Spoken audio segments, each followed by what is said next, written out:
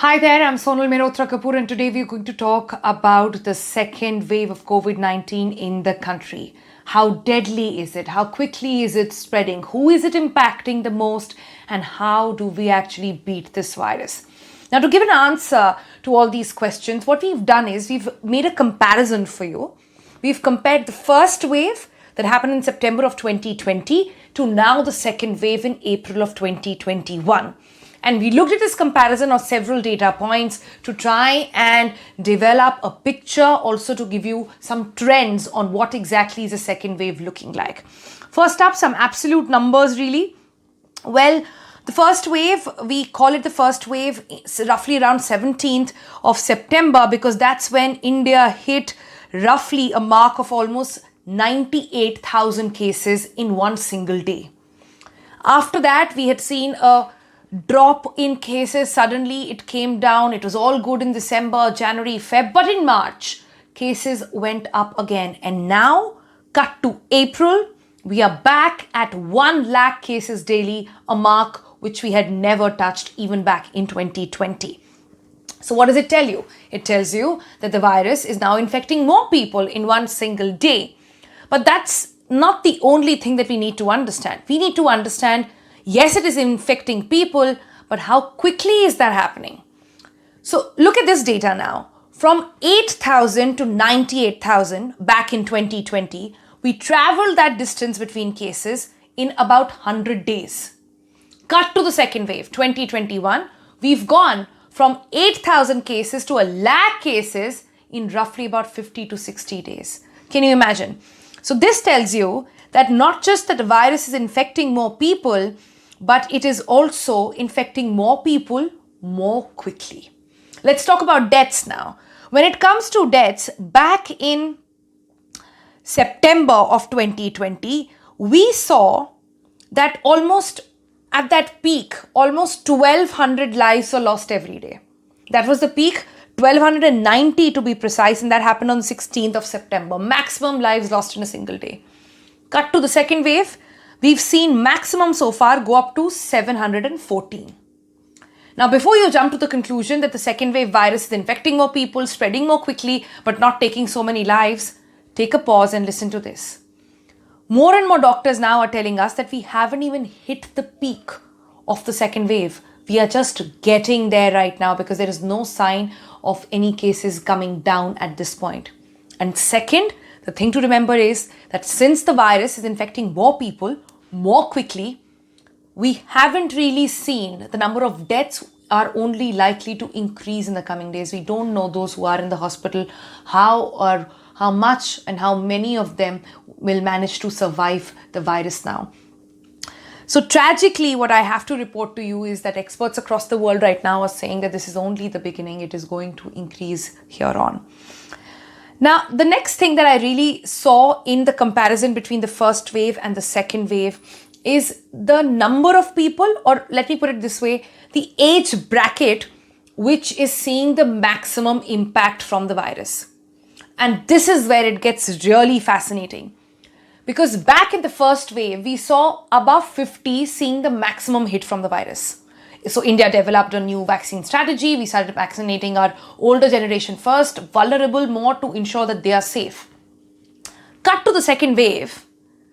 What numbers are telling us right now is that it's not the old who are seeing maximum hit from the virus. It's actually the young. It is actually people who fall in the bracket of 18 to 40 years of age that are seeing the maximum impact of the virus, that are getting infected the most in the country. This tells you that India's young are now in the clutches of the virus and they really need protection. How do we do that? Now, one factor for that is also because more and more people are going out to work. Now, these are people who are in local trains. These are people who are stepping out to work. These are people who are saying, you stay at home, I'll go out and do the groceries and I'll do the work. And thus, in that sense, getting infected to the virus, carrying it home, taking the elderly, making them more vulnerable as well, even the young, even the kids. So this is an interesting calculation on how the second wave, so far what do we have? We have more people infected, more quickly infected, lives lost, and now younger people getting more and more impacted. The next statistic is actually also a very fascinating figure. I looked at the areas and the states which are seeing the maximum impact from the virus. All right. So we looked at the top 5 states which had most cases in the first wave, and now the top 5 states now. The funny part is it's almost the same states. But how is that possible, right? Because if these states saw the maximum cases, then these are the states which should have the maximum amount of antibodies. But guess what? That's not the case anymore. That's not happening because the virus has mutated. Virus is taking a new form, it is getting smarter, and it is finding new ways of survival. It is infecting the same people, and reinfection rate also something that we have to keep a very close eye on. Sadly enough, while the virus is getting smarter and adapting and mutating and spreading more faster, taking more lives, infecting younger people, human behavior is not being so smart. We are still out on the road without a mask. We are still traveling. All our non-essential travels are still happening. We are still meeting people without social distancing.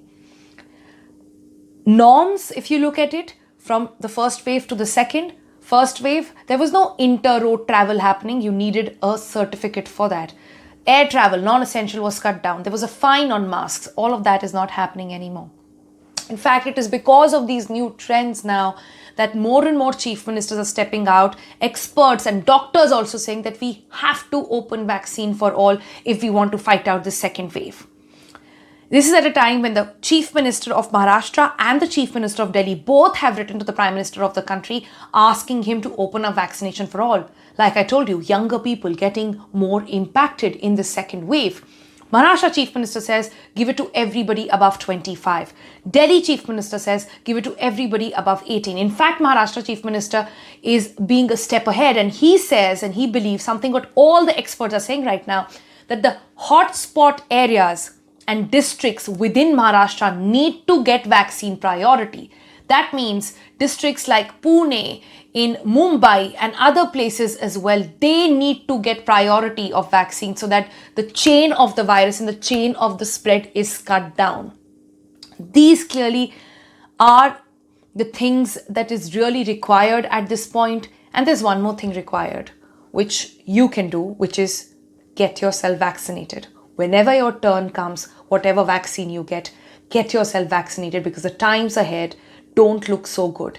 And if experts' predictions are correct, we are in for a long-term COVID-19.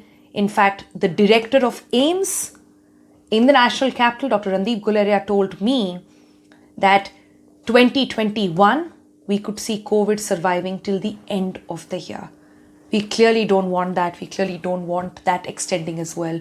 So do your bit, keep yourself and your family safe, follow COVID protocol, stay indoors if not absolutely essential, and get yourself vaccinated. Bye-bye for now.